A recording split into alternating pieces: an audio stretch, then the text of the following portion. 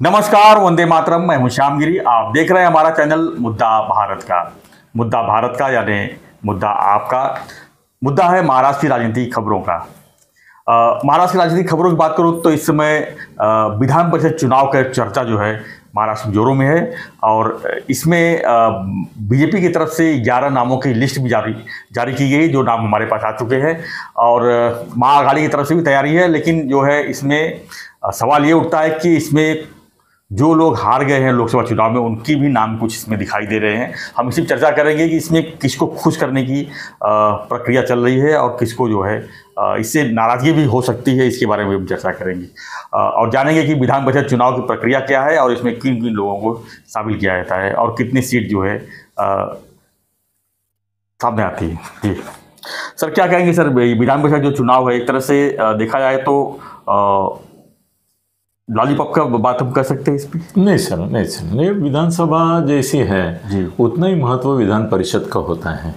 तो वहाँ के आमदार भी आमदार ही होते हैं जी। खाली ये डायरेक्ट पब्लिक से चुने जाते हैं विधानसभा में। ये विधान परिषद में इनडायरेक्ट पीछे के दरवाजे से जो एंट्री होती है उसको पीछे का बोलो, आगे का बोलो, मधला बोलो, कुछ भी बोलो, मगर वो विधान परिषद है तो है, आमदार है तो है। आमदार के अधिकार उतने ही है, निधि कुछ राज्यों में नहीं है विधान परिषद का सिस्टम। हाँ, वो सिस्टम नहीं है, वहाँ से नहीं है करके नहीं है, मगर वहाँ भी डिमांड होती है कि भाई हमारे बंगाल में और पुलिस स्टेशन को एकोमोडेट करने के लिए विधान परिषद होनी चाहिए, क्योंकि मंत्री भी वहां से आते हैं। कभी कभी अपने यहाँ भी मंत्री हैं सर। इसमें मैं मंत्री भी बन जाते हैं ना। हाँ, अपना दो था ना विधान परिषद का था सर। और मोदी ने उसको ओब्लाइज किया था। निवडणूक आयोग आगे ढकल सकता था और उसका 6 महीना बर्बाद कर सकता था, मगर मोदी ने फेवर किया, चुनाव आयोग ने भी मान लिया सर। इसमें मैं जो बोल रहा हूँ ना, ये बड़े आत्मविश्वास के साथ बोल रहा हूँ और जानकारी के हिसाब से बोल रहा हूँ। तो पहली बात तो यह है कि ये चुनाव नहीं होगा विधान परिषद का चुनाव होगा, मगर बिन विरोध होगा। अच्छा, जो नाम आएगा वो क्लियर? हाँ सर, क्यों बोलता हूँ कि महाअघाड़ी, महाविकास आघाड़ी जो है उसको 2 सीट पक्की है। अच्छा, पक्की है। अगर उन्होंने 3 सीट की कोशिश की और बीजेपी ने वोट फोड़े, महाअघाड़ी के वोट खरीदना बहुत आसान है, बहुत आसान है। बीजेपी के फूटना, शिंदे के फूटना या अजीत दादा के फूटने से ज्यादा आसान इनके है। तो वो रिस्क नहीं लेंगे। मेरी जानकारी है, मेरी पक्की जानकारी है कि ये पूरे के पूरे अभी बोल रहे हैं, अभी उद्धव ठाकरे ने बोला कि हम 3 जीतेंगे। 11 में से 3 खड़ा कर रहे हैं। विनायक राउत का भी नाम लिया है उन्होंने। हाँ, नहीं मतलब उनके नाम मुझे मिले नहीं है अभी, मगर 3 मिलेंगे और महाअघाड़ी के वोट टूटेंगे ऐसा उन्होंने बोला है। वो नहीं होगा, बिन विरोध ही होगा। और इनके 2 आएंगे महाविकास आघाड़ी के, एक आएगा तुम्हारा कांग्रेस का आएगा और एक शिवसेना का आएगा। शरद पवार का कोई नहीं आएगा इसमें अभी। तो 2 हो गए। वो शरद पवार के आदमी को देना चाहते हैं, मगर वो दिखावे के लिए अभी लास्ट में मैनेज करेंगे, वो पैचअप हो जाएगा। अभी इसमें जो है 8 जगह है इसके पास, तुम्हारे महायुति के पास जी। तो उसमें सर शिंदे सेना और राष्ट्रवादी का लगभग एक ही ये है। 37 इनके है, 39 राष्ट्रवादी अजीत पवार के हैं। छोटे पार्टीज है उसके 9 है और अपक्ष 13 है। तो इनकी संख्या रहेगी 11 में से 9 जी। 9 चुन के आएंगे महायुति के इसमें जी। 9 चुन के आएंगे। अभी 9 में से मेरे को जो जानकारी मिली वो मैं शेयर कर रहा हूँ। इसमें 9 में से 1 राष्ट्रवादी का रहेगा, अजीत पवार दादा का, अजीत पवार का। 2 शिंदे के रहेंगे। शिंदे के 2 रहेंगे। 2 रहेंगे। तो कितने गए? 3 गए। 9 में से तो 6 सीट रहेगी। कितनी रहेगी? 6। हाँ, 2 दिए हमने महाअघाड़ी को, 2 दिए शिंदे साहब को, 4 हो गए। 1 दिया अजीत दादा को, 5 हो गए। तो 6 बाकी रहेगी सर। ये 6 में से 1 जगह ये जो महादेव जानकर है उसको दे देंगे, बचा 5। ये 5 सीट बीजेपी ले लेगी।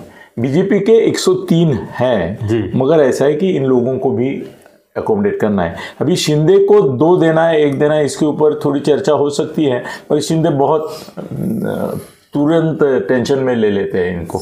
बोलते हैं कि ये नहीं चलेगा, वो नहीं चलेगा वगैरह वगैरह। तो उनको 2 देना ही पड़ेगा, भले राष्ट्रवादी की संख्या 2 से ज़्यादा है जी, मगर शिंदे के पास जो संख्या है वो उसके आधार पर बोलेंगे मेरे को 2 चाहिए, और वो 2 ले लेंगे ही।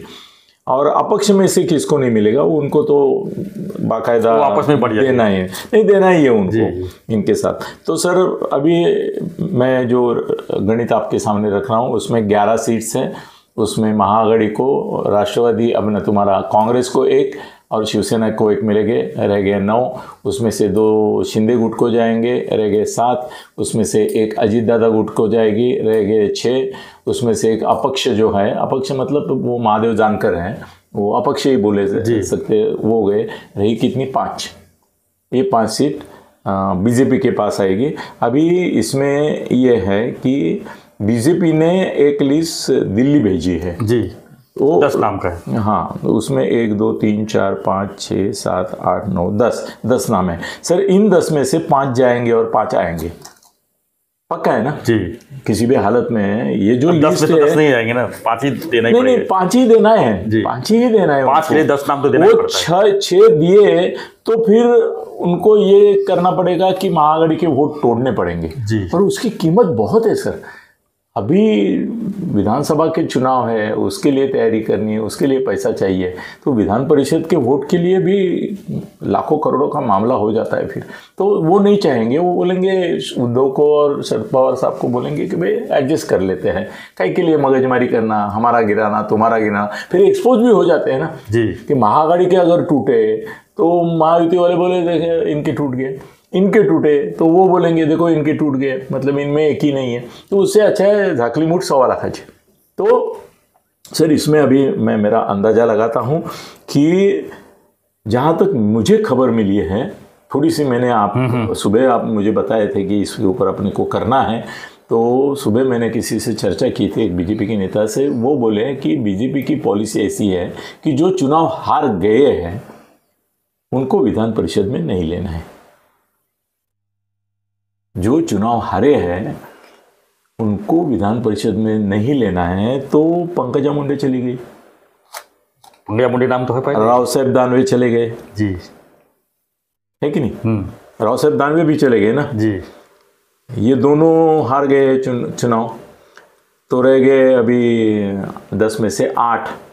इसमें सर ऐसे है कि जातिगत इसके ऊपर इसका अगर बंटवारा करना है उनको, तो उनको चित्रा वाघ अभी एग्रेसिव फेस है जी, तो महिला में से चित्रा वाघ को देना ही पड़ेगा उनको। विधानसभा चुनाव भी है, उसमें उनको आगे रखना पड़ेगा। हाँ मतलब वो बोलती है, मजबूत चेहरा है वो, ये करेगी। सर माधवी नाइक जो थाना की है उसको टिकट नहीं मिलेगा, नहीं मिलेगा, नहीं मिलेगा। उसका नाम है, उसको एक सर नाम आना भी बड़ी बात रहती है ना कभी कभी। सर अभी इसमें ऐसा है, ये परिणय फुके जो हैं वो पावरफुल लीडर हैं, परिणय फुके, उसको टिकट मिलेगा। सर हम अभी कितना ये करके बोल रहे हैं, सर हर्षवर्धन पाटिल को वो बोलेंगे कि आप विधानसभा के लिए खड़ा रहो, क्योंकि उसकी ताकत है, उसके पास पैसा भी है, सब कुछ है, तो उसको नहीं देंगे। तो सर हम अभी देखो, ये उन्होंने अगर पॉलिसी ली कि किसी ब्राह्मण को टिकट देना ही है, क्योंकि ब्राह्मण समाज उनसे बहुत नाराज है।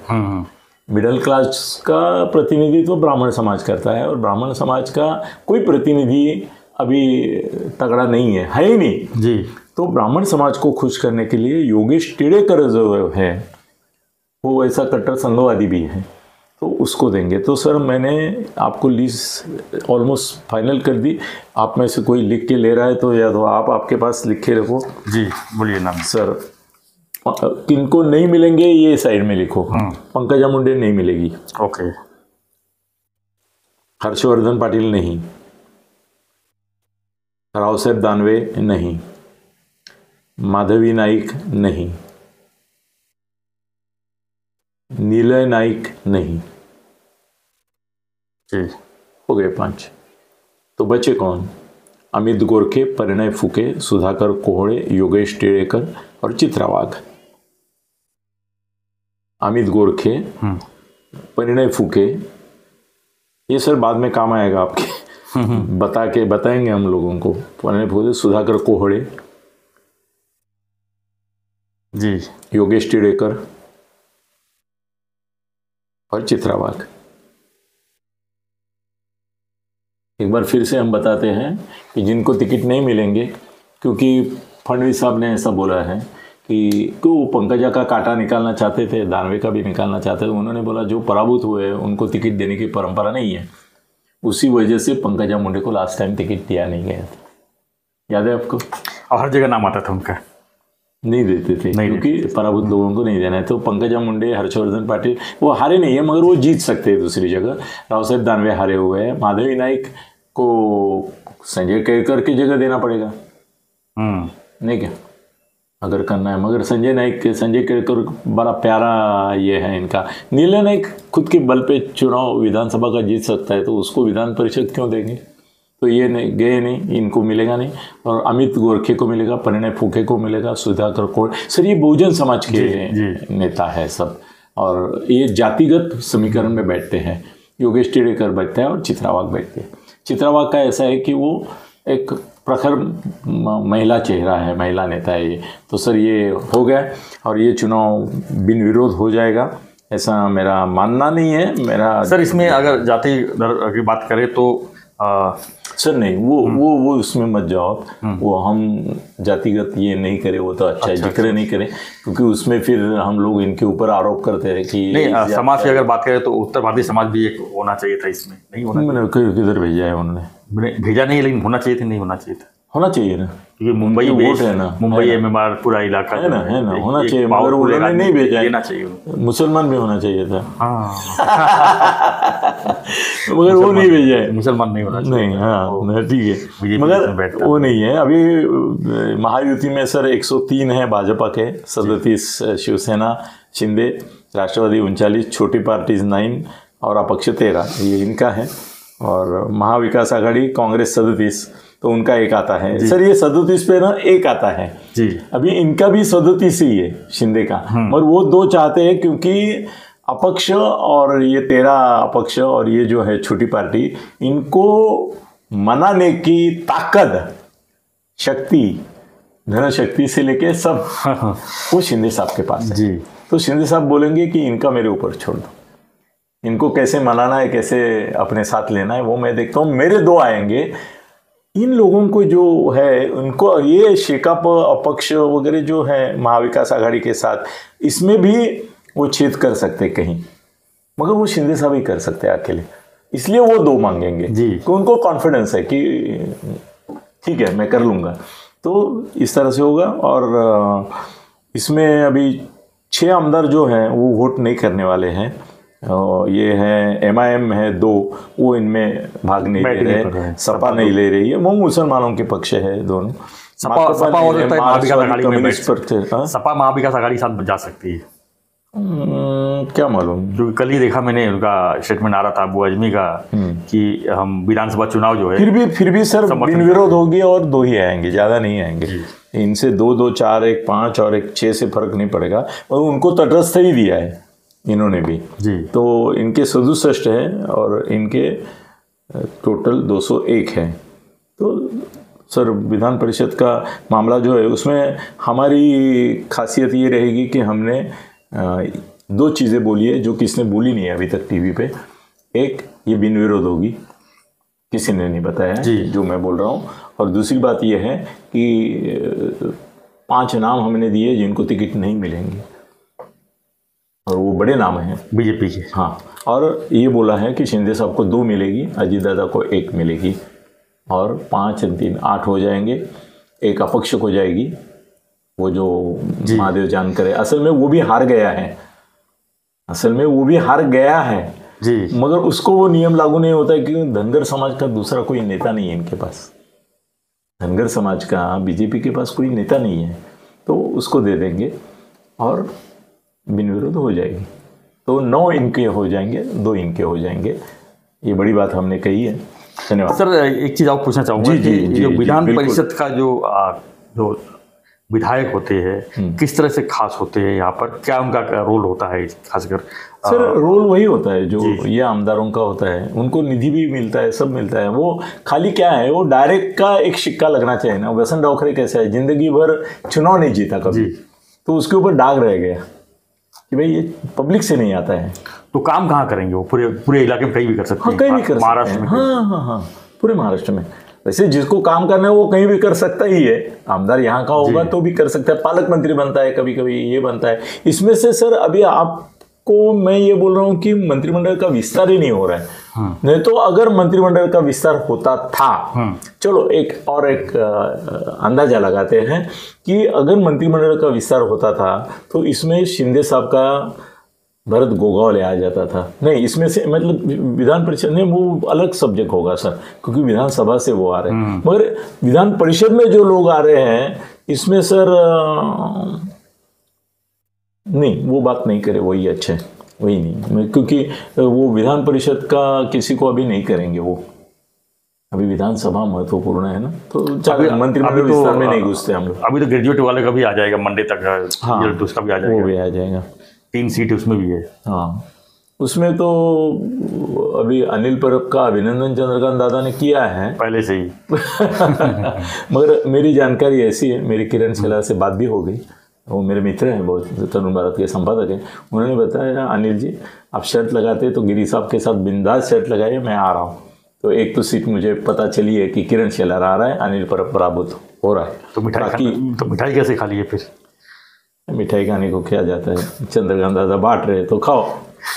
मगर किरण शेलार आ रहा है, एक ही सीट का मैं ये दे रहा हूँ आपको। और थाने कंस्टिट्यूंसी वाला, थाने पोंगल विजय, ये तो निरंजन आने वाला है, आएगा 100% आएगा। तो वो भी सीट एक पक्की होगी। हाँ। बीजेपी की 2 सीट पक्की हो गई फिर। और एक और है नासिक का ना, कोई नासिक का मुझे मालूम नहीं है, जो मालूम नहीं है मैं उसके बारे में नहीं कोई बात करूंगा। जी सर, बस। तो फ्रेंड्स, हमारी चर्चा हो रही थी विधान परिषद का जो चुनाव प्रक्रिया शुरू होने जा रहा है उसके ऊपर हम चर्चा कर रहे थे। आपका इसके ऊपर कोई प्रतिक्रिया रहेगा तो हमें कमेंट बॉक्स लिखिए, और ऐसी खबरों के लिए बने रहिए हमारे साथ, देखते रहिए हमारा चैनल मुद्दा भारत का।